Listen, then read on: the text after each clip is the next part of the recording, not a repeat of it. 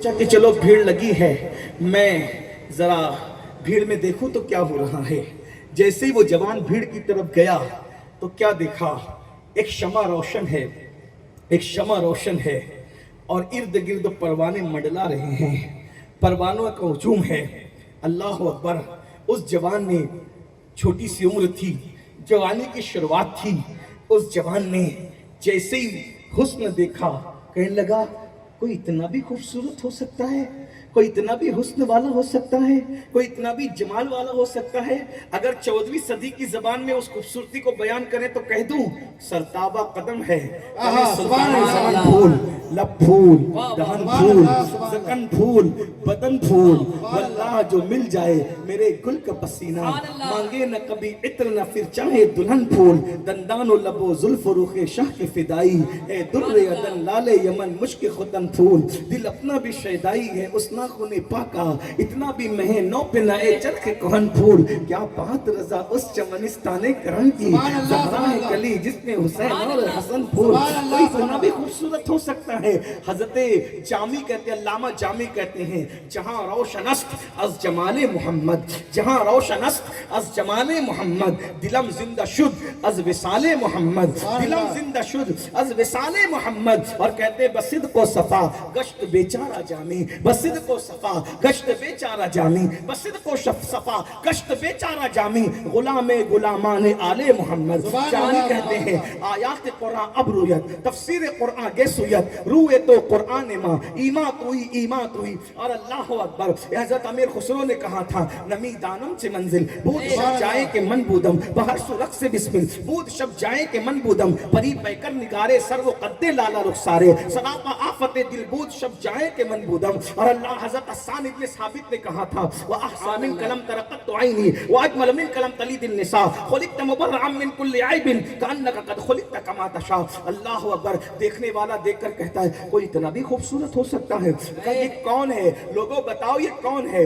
پروانوں کی طرح منڈلانے والوں بتاؤ تو صحیح یہ شمع روشن کون ہے؟ اللہ اکبر۔ محمد شمع محفل بود شب جائے کہ من بودم، محمد شمع محفل بود شب جائے کہ من بودم۔ اللہ اکبر۔ کسی کہنے والے نے کہا انہیں نہیں جانتے، یہ آمنہ کے لال ہے، یہ عبداللہ کا لگت جگر ہے، یہ کالی زلف والا ہمارا آقا ہے، یہ ہماری جان ہے، یہ ہمارے جان کی جان ہے، یہ ہمارے ایمان کی جان ہے۔ مطلب یہ محمد و احمد ہے، حامد و محمود ہے۔ اللہ اللہ، بس اتنا سننا تھا۔ اللہ اکبر۔ وہ جوان کہتا ہے یہ وہی ہیں جنہوں نے نبوت کا اعلان کیا ہے۔ جی جی جی ہاں یہ وہی ہیں جنہوں نے نبوت کا اعلان کیا ہے۔ یہ بتوں کی عبادت سے روکتے ہیں، یہ صلح رحمی کا حکم دیتے ہیں، یہ نماز کا حکم دیتے ہیں، یہ رشتوں کو جوڑنے کا حکم دیتے ہیں، یہ غریبوں کی مدد کا حکم دیتے ہیں، یہ بیواؤں کے ساتھ صلح رحمی کا حکم، یہ بیواؤں کی مدد کا حکم دیتے ہیں۔ اچھا، اور اس کے بعد وہ جوان آگے بڑھتا ہے اور مصطفیٰ کریم صلی اللہ علیہ وآلہ وسلم کے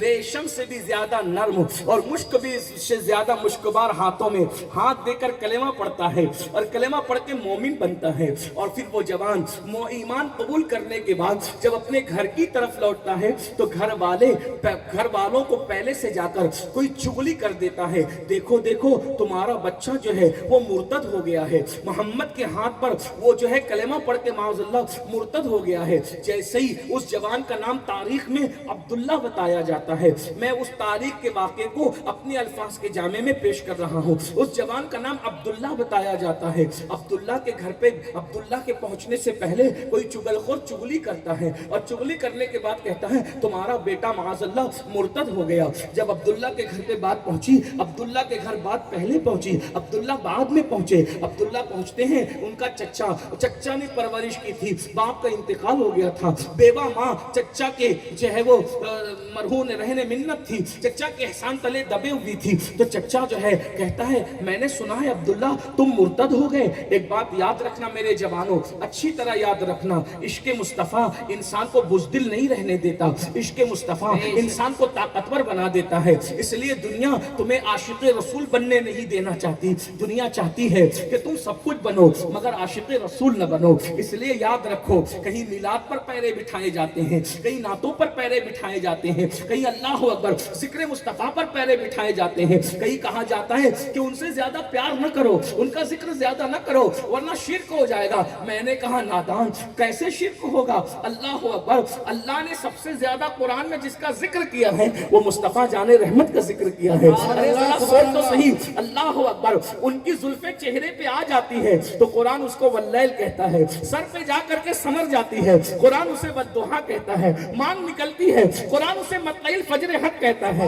وہ تبسم ریز ہوتے ہیں قرآن اسے والنجم کہتا ہے, وہ چلتے ہیں قرآن لا اقسم بہذا البلد کہتا ہے. حتیٰ کہ اگر وہ جلال میں آ کر کے کسی کو کنکر مار دے تو قرآن اس کو بھی بیان کرتا ہے, وما رمیتا اذ رمیتا ولکن اللہ رمی. وہ کمبل اوڑھ لیتے ہیں قرآن یا ایھا المدثر کہتا ہے, وہ چہرے پہ چادر ڈال لیتے ہیں قرآن یا ایھا المزمل کہتا ہے. اللہ اکبر, ان کے سفر کو قرآن سبحان الذی اسری کہتا ہے, جانے کو سبحان الذی اسری کہتا ہے, آنے کو ما ضل صاحبکم وما غوی کہتا ہے, ان کی نگاہوں کو ما زاغ البصر کہتا ہے. ان کی ادائیں تو دیکھو, ان کی اداؤں پہ قرآن آتا ہے, آغاز سے اخیر تک قرآن نعت مصطفیٰ محبوب کے بیان کا کیسا انوکھا ڈھنگ ہے. اللہ اکبر, اس لیے دنیا تمہیں عاشق رسول بننے نہیں دینا چاہتی, دنیا چاہتی ہے کہ تم دنیا کے گناہوں کے اندر مبتلا رہو, عشق رسول نہ کر سکو. اس لیے کہ دنیا جانتی ہے جس دن تم عاشق رسول بنو گے اس دن خطیبوں کو نماز پر تقریر کرنے کی ضرورت ختم ہو جائے گی. جب عاشق رسول بنو گے تو مسجد بھی بھرو گے. جس دن تم عاشق رسول بنو گے اس دن افیئر کی مذمت میں تقریر کرنے کی ضرورت ختم ہو جائے گی, کیونکہ جب آمینہ کے لال کو دل دے دو گے تو پھر کسی سے دل نہیں لگاؤ گے. جب تم عاشق رسول بن جاؤ گے تو شراب کی مذمت پر تقریر کرنے کی زحمت خطیب کو گوارا نہیں کرنی پڑے گی, کیونکہ جو عشق مصطفیٰ کا شراب پیے گا وہ پیخانے کا رخ کب کر سکے گا. اس لیے کہ اللہ اکبر, دونوں شراب میں فرق ہے, وہ شراب گرا دیتی ہے, یہ شراب